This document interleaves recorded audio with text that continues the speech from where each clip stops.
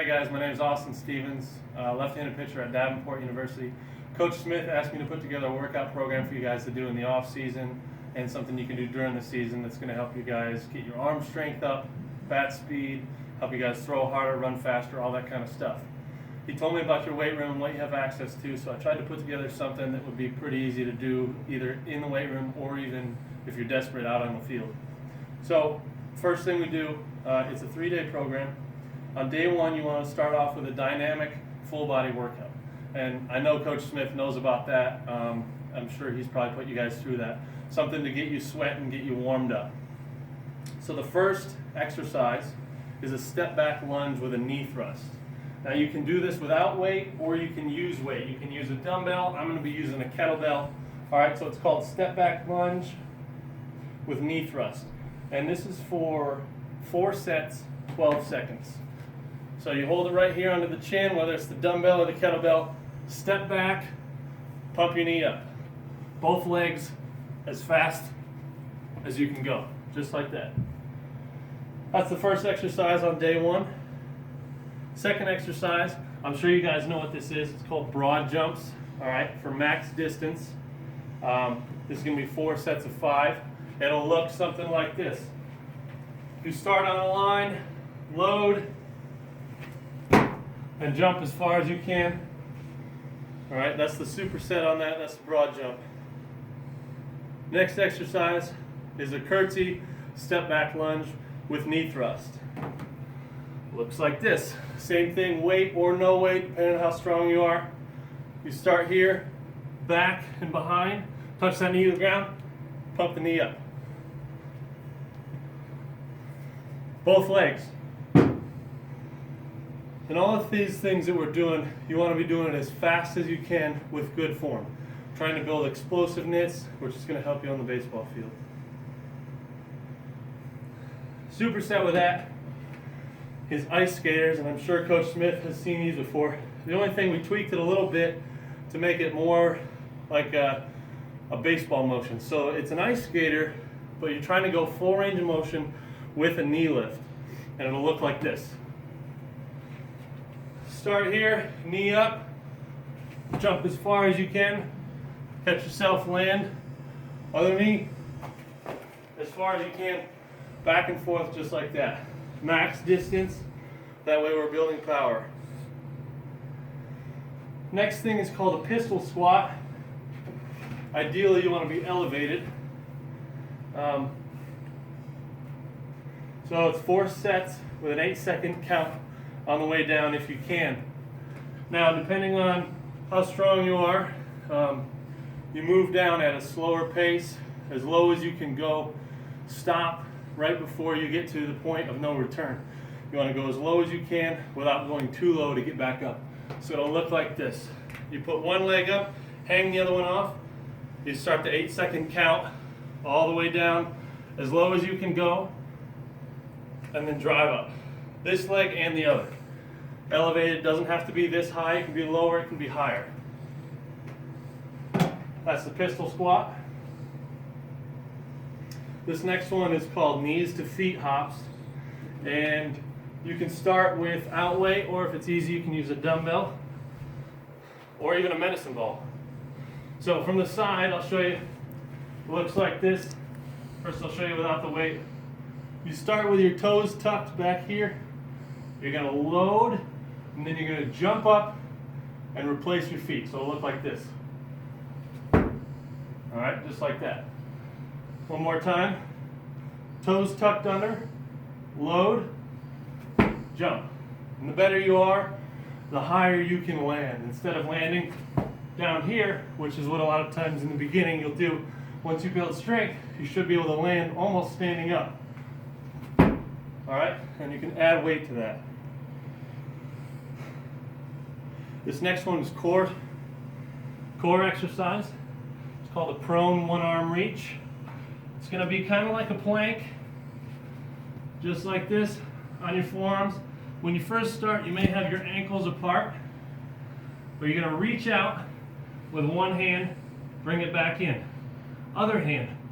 The trick is to not open your hips up. You want to keep your hips facing the ground and still if you can. Just like that.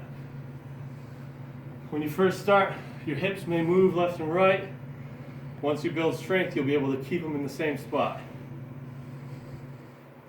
So when you're done with that, this is something you do after every time you lift, because we want to make sure we're building strength, but at the same time we're not losing mobility, any range of motion. So do some hip mobility work and separation stretching. I'll give you an example. Here's one hip mobility. All right, start with your belt buckle facing straight out. Open one leg, chest up, and lean as far as you can without bringing this heel off the ground. So it'll look kind of like this. Sink into it. Try to keep this open, don't let it come in. As far as you can go, that'll stretch inside, create more hip mobility. All right, try to keep that foot flat. And then separation stretching, which is the last thing for the day. You can do it with a partner or without. Put something under your knee. All right, just like that. Make sure this knee stays down. As you open up, exhale. Try to have both shoulders flat on the ground. Inhale as you come back up. There's one. All the way open. All the way closed. That's up to you as far as how many you need. 10 is a good start. You want to do that on both sides. So that's day one. Your second lift, you start out with a dynamic warm-up, which, like we talked about earlier, Coach Smith is probably taking you through. The next thing, this is a little more upper body. And I don't have any dumbbells in here, so I'm just going to demonstrate with weighted balls. But ideally, you would use dumbbells and heavier dumbbells. Depends on how strong you are. Maybe you start off with 25s, maybe work your way up. Ideally, if you get really strong, maybe you could even use 50s or more. I know some of our guys can do more than that here, but they are in college. So the trick on this one is to be careful not to drop your elbow on the ground hard. Okay, that's very important. So you have your weight, your dumbbells, you put them on the ground here, get them up on your knees, push them back, and you like this. Now this is where it's important for baseball players. You don't need to have your elbows out here. It'll put too much stress on your shoulder. So in order to be safer, our elbows are in like this. Start with your wrists like this, all right? And you push the weight up, and you pronate when you do that, just like this. And then you ease back down. It's very important not to let your arm fall down and jam it into the ground. It can be very dangerous if you do that. So don't pick a weight that's too heavy where you can't control it on the way down. But in order for us to gain velocity, bat speed, arm speed, it's important that when we lift it up, we're explosive with it, and you push it up as fast as you can, ease it down, up as fast as you can. When you come down, neutral grip like this, elbows in. That's much safer. You're not stressing your shoulders at all. And you push up and you pronate just like that. All right, so up fast, down slow. It's called dumbbell floor press. We put you on the floor so that way you don't go down too far. It'll stop you right at that 90-degree angle, which makes you able to be more explosive on the way up and prevents any possibility of injury, as long as you ease down with the elbow. The next one is called Fat Man Pull-Ups, and this one I struggle to demonstrate in here. So you get in a rack, pretend I'm in a squat rack, all right, and you lay the bar across, no weight on it. You're laying under the bar, and you do a pull-up just like this. You pull yourself up, all right, and then down. You keep your body stiff and straight like a board. So you lay under the bar, and you pull yourself up, straight body, and then down. Fat man pull-ups. All right. And that is going to be this is going to be superset with one-arm dumbbell rows, which I'm sure you guys have seen before. Get on a bench. Make sure your back stays straight. You don't want it to be arched. or I should say humped, because that puts too much pressure on your back. Grab a dumbbell. You're gonna pull up fast. You can go down slow, you can go down fast, it's fine. Don't let it yank your arm down, but pull up fast.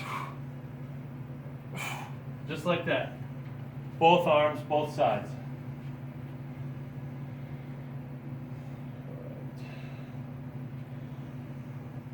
So then the next exercise is pull-ups, which I'm sure everybody knows how to do. There is a difference on the grip though. Pull-ups, you're going to have your palms facing away from you. We're not going to have here, that's chin-ups. That's going to work more front side. With this exercise, we're trying to strengthen your back, which is the most important part to getting rid of or avoiding an injury. So palms out, pull-ups here. Get your chin to the bar. All right, just like this. Everybody knows how to do a pull-up. The next one is called a driveline dumbbell curl. This is something I learned training out at Driveline, where a lot of professional baseball players train out in Seattle. And it's a curl that they have kind of invented. Once again, don't have a dumbbell. I guess I could use one of these. You have it in both arms. Actually, I couldn't use that. Not strong enough yet. So you have your dumbbells here. You're going to bring it up this way. You're going to turn them over and bring them down that way. Don't let them fall down, all right? You want to go up, palms up on the way down, down slow, just like this. Up, down. Good weight to start at, maybe 15, 20 pounds. If you're stronger, maybe you can use a 25, but it is pretty tough to get the weight going down, so don't bite off more than you can chew. Make sure you're going up, but make sure you're going down slow. It's okay if you go up fast, all right, but down slow. The next thing with that is explosive push-ups. This is where you go down, and this is, once again, where we're protecting the shoulder. It's not a normal push-up where your elbows are here. We want to, as a baseball player, we want to protect the shoulder from injury. So we're actually going to be doing push-ups like this. You about have your thumbs where your pecs are, and you go down this way. So your push-ups look like this and not like this. This pulls way too hard on the front side of your shoulder, but you have in here, you're safe, and you can be stronger that way. So explosive push-ups like this, you go down, on the way up, your hands and your feet leave the ground. Now this is something you may have seen before. If not, this is what it looks like. Start with your hands like this, elbows back, down. All right, hands and feet go off the ground. Try to be as explosive as you can on the way up. And as always, at the end of that exercise, at the end of the day, the lift, you do your hip mobility, which we talked about this way, and stretching. I'm sure Coach Smith will have some extra ideas for hip mobility and separation stretching as well. But it's important to build strength, but we have to make sure we're also maintaining mobility and flexibility, or else your strength won't really matter that much because you won't be able to implement it because you'll be too tight. So it's important to make sure you do range of motion stuff as well. So day 3, this is the last day, last workout of the week. You're going to start off with something called wrestler twists. I'll get it. So we'll pretend this is our bar. All right. And you put it in a corner somewhere, just like this. I got it here in the corner. Now you put some weight on it, depends on how strong you are. Starting off with a 25, maybe a 45 is fine. All right. You're going to have the weight like this. You're going to bring it down like this. You want to load and push it up. So it should look like that. All right, push it up, down. Use your hips, use your legs to help accelerate that up. Open your hips, down on this side, just like that. As powerful as you can be on the way up. You may surprise yourself with how much you're able to lift. But I'd say starting with a 25 or a 45 is probably a good place to start. Those are called wrestler twists. Next thing, I'm sure everybody knows what these are, called side planks. All right, you want to have your ankles stacked, and you're trying to keep your body straight. Try not to let it sag down. Also, try not to be up too high. If that's a little easy, you can add opening up your hand like this or you can even put a medicine ball or a dumbbell here. All right, both sides. Then we go to chin-ups, which we talked about earlier. So basically, you get on a pull-up bar, and instead of hands here, your hands are here, and you're pulling up. These will usually be easier for guys because their strength is here and not so much here. So it should be a little easier for you guys. But chin-ups are just like this. Chin to the bar. All right, chin up. So then we superset that with dead bugs. Dead bugs look like this. It's most important on dead bugs that you keep your whole back on the ground. Most importantly, your low back. It wants to arch up off the ground sometimes, or there's space under there. So you have to push to keep your whole back flat. So dead bugs, this is the start position. And you go to full extension with your left leg, full extension with your right arm. Looks like this. All the way out. Once you get all the way out, let all of your air out.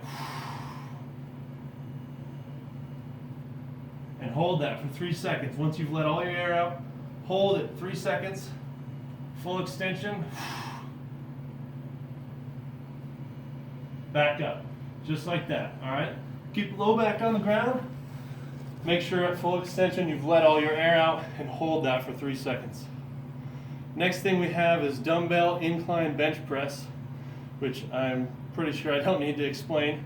Basically, you set up the bench to be inclined a bit, not totally flat, but not all the way up, probably somewhere at a 45-degree angle. And then you can go grab some dumbbells. And you want to be pretend it's an incline here. Grab some dumbbells, all right, whatever weight you're at. Probably good to start with a 25, depending on how strong guys are. If you can move up, great. Once again, we're protecting the shoulder. So you're gonna have your hands start like this, and when you go up, they're gonna rotate, pronate right here. Down this way, up, just like this, all right? So you have your weight, just like that. You're going to be laying back, like I said, about a 45-degree angle. And then the last one is called give and takes. You can do it with a dumbbell, you can do it with a medicine ball. You would have a partner, you have the weight, and you lay down. You can do legs straight or you can do legs bent, doesn't matter. But you're going to sit up, and your partner is going to be standing right here, standing right over you. And you're going to sit up, you're going to hand him the weight, he's going to take it, you're going to sit down, or lay down, and then you're going to sit back up, and you're going to take it back from him.